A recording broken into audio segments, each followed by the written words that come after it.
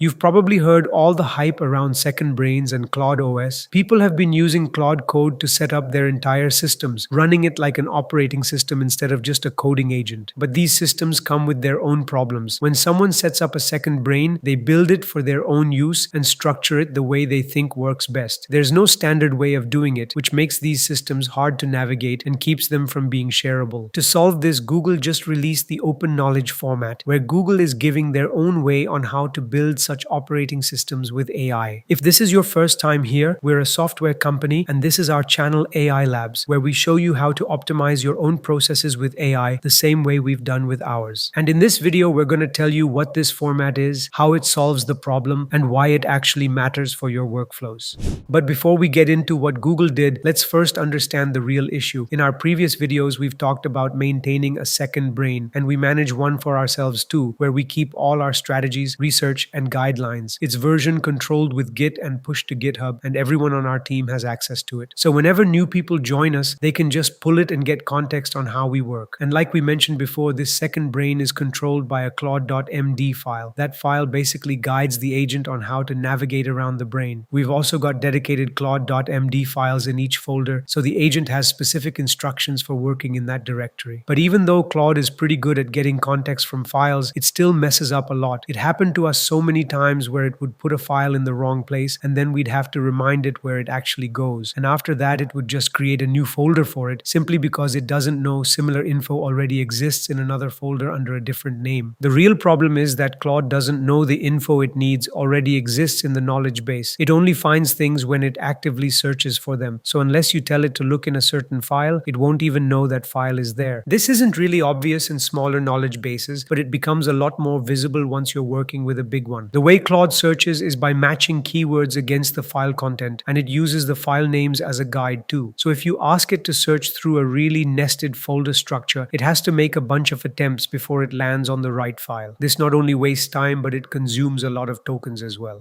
So Google just launched Open Knowledge format, and the problem it fixes is standardization. And this is something we've already seen happen across agents a bunch of times. When there was a need to let agents talk to external resources beyond what they had in the terminal, they introduced MCPs, and it became a protocol that every agent adopted. In the same way, packaging reusable instructions came in the form of skills, and just like MCPs, they spread across every agent. And when there was a need to standardize how you communicate design intent, Google launched the design.md standard too. So just like there's always a need to standardize things, there was a need to standardize knowledge too. And that's exactly what Open Knowledge format does. Now, this idea isn't really new. It's based on the LLM Wiki pattern, which Andrej Karpathy came up with, and it got really popular a while ago. Before he came up with this, people were relying on the RAG approach, where you convert all your huge documents into vector format. And vectors do help because they basically put everything into a form that models can understand. From there, the system matches the meaning of your query against the existing data and returns the most relevant matches. But Karpathy pointed out that this causes issues. Whenever you ask a question, the agent is basically rebuilding the information from scratch. It hands you an answer, but it's not building up any knowledge over time. So he suggested using markdown files to build knowledge bases instead, because that way the agent can actually gather context as it goes. His approach used a model's ability to navigate a file system, and after he shared the idea, a lot of people started building second brains of their own. But the problem was that each one was designed around its creator's personal workflow. The person who organized it knew what was in each folder and could navigate it easily with the agent. But a new person would have a hard time because they'd have to spend time letting the agent explore the folders and figure out what the knowledge base actually holds. OKF solves this by creating a standard way of organizing files so that not just an agent but a human can also understand what's inside the knowledge base. It makes knowledge shareable by packaging it into a bundle. And this bundle can contain markdown files which hold the actual information about whatever you're building the knowledge base for. Each file also includes YAML front matter, which is basically a small block at the top of the file that describes what's inside it so the agent knows what that file holds. So OKF doesn't really introduce anything new. Instead, it gives you a standard format that anyone can produce and read, and it makes knowledge portable across different systems. When we first heard about it and went through it, one thought came to mind. Since Google is trying to turn web search into agentic search, this could also be an attempt to support that shift. Right now, websites are adding LLMs.txt files because they hold information about the website that's specifically tailored for models, and that gives those agentic systems context about the site. So instead of relying only on LLMs.txt, websites might eventually start adding OKF bundles too. That would let agents query their content more efficiently and maybe give better search results based on that structured info. Right now, it's only meant for internal use, but this is something that could end up happening.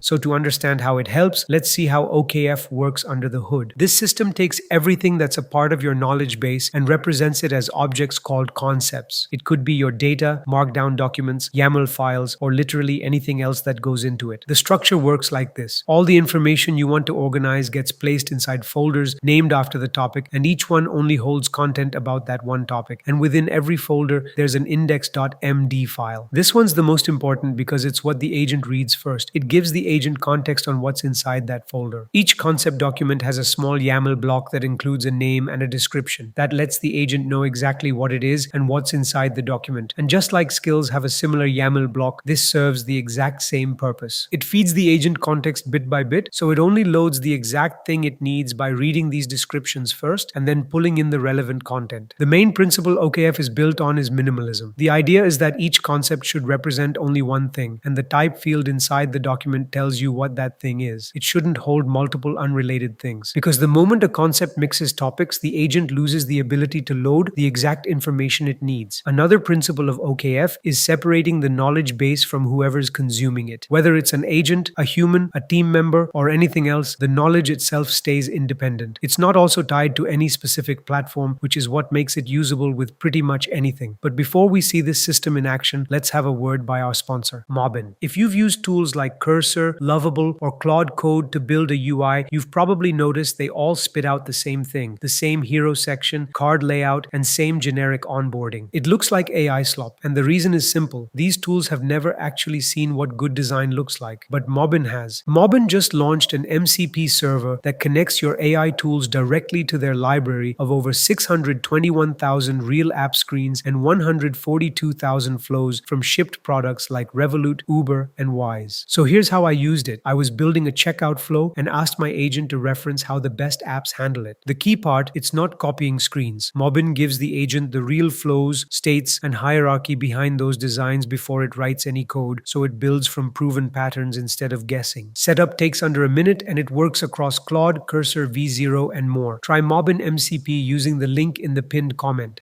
So we wanted to see how this system actually performs in a real setup. And since we were already maintaining a second brain that's shared across our team through GitHub, we tested OKF on it. But we didn't want to touch the main branch in case it didn't work out. So we created a new branch, which is basically a separate copy of the project, and made all our changes there. So OKF basically ships with three things. The first one is an enrichment agent. It takes the data that's sitting in BigQuery, which is basically Google's big database for storing data, converts it into OKF concept documents, and then runs an LLM pass to check them. Then there's an HTML visualization tool that turns an OKF bundle into an interactive graph view that's easier to explore. And it comes with examples of what properly formatted OKF data should look like, which the agent can use as a reference. Now, since we weren't working with BigQuery, we didn't need that first part. It would have needed setting up a whole project around it on Google Cloud, which we didn't need since our project was already tracked with Git. But the tool it ships with for turning data into the OKF format is designed only for BigQuery. So as a workaround, we created a skill called Markdown to OKF. What this skill does is convert any folder of Markdown files into an open knowledge format bundle, following the spec. And the way it's designed, code does most of the work. Only a small part is handled by an agent for the judgment-based stuff. It follows a script-first approach, and that's because doing the work through code puts less load on the agent and uses fewer tokens. The skill has a script that converts Markdown into the OKF format. It also includes evals to test the conversion so it performs reliably, and these evals are basically prompts that the agent runs against the output to make sure everything was converted correctly. So we then switched to our new branch and asked it to do the conversion. It ran all the scripts and converted the files using the instructions, and this created an index.md file with links to all the subfolders by referencing them. If you've used Obsidian before, you'll know this is really similar to how it connects different pages, and this is also what Obsidian uses to build its graph view. And the index.md doesn't just exist at the root level, it also exists inside each subfolder. Each one lists everything inside that folder, so the agent knows what content is available there. Now, like we mentioned, OKF ships with a visualization tool, so we ran it on our bundle using the visualize command in the terminal, and it generated an HTML document representing the entire knowledge base, and you can just open it in a browser. It lays out all the nodes along with the connections between between files, which gives you an interactive way of understanding the whole system and how everything connects. So with all our documents converted into the OKF structure, we tested how it performed when searching. But when we first asked it to look for a file, it just defaulted to the way it normally searches, by matching patterns. And that's because OKF isn't a widely adopted standard yet and only came out recently, so Claude didn't really know it existed. To fix that, we added a section in the Claude.md file explaining how to navigate the system, what role each file plays, and how the structure should be used. Once that was in place, we asked it to navigate to a certain file, and this time it started going through the index.md files we'd created, and it was able to give results way faster than searching through the entire knowledge base the way Claude would normally do here. It also used fewer tokens because it loaded the YAML metadata first, so it got an understanding of what each file held before deciding whether it actually needed to open it. So the main advantages you'll get are two things: lower token usage and faster retrieval times. It really is a quicker way to pull information with less chance of the errors we talked about earlier. And because the structure is documented in the Claude.md file, it won't forget where files belong. On top of that, it knows what each file does because it's spelled out in the index.md files. Right now, models are already pretty capable on their own with pattern matching and running their own terminal commands. So until it becomes an open standard that agents support out of the box, this is more of an optimization than something you really need. Now, the skills we created can be found in AI Labs Pro, which is our community. That's where you'll get the resources, the starter packs, and more, along with a place to interact with a bunch of like-minded nerds, including our team. So if you've found value in what we do and want to support the channel, this is the best way to do it. The link's in the description. That brings us to the end of this video. If you'd like to support the channel and help us keep making videos like this, you can do so by using the super thanks button below. As always, thank you for watching, and I'll see you in the next one.